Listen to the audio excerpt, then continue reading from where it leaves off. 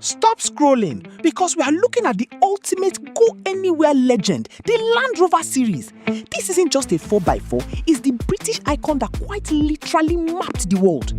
Born in 1948 from post-war necessity, this beast was built with Bimmer-Bright aluminium because steel was too scarce, making it naturally rust-resistant and light enough to conquer any terrain from the Sahara to the highlands.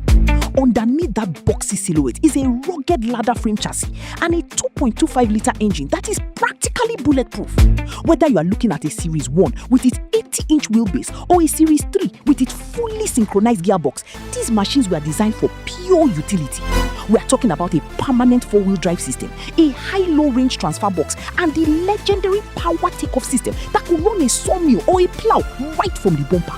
Check out the classic barrel side waistline and those iconic headlights shifted to the wings, a look that defined off-roading for 70 years.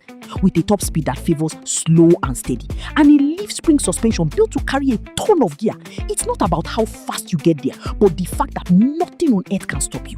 It's mechanical, it's raw, and it's the grandfather of every modern SUV on the road today. Is the Series 3 the greatest vintage off-roader ever made? Tell me what you think in the comments.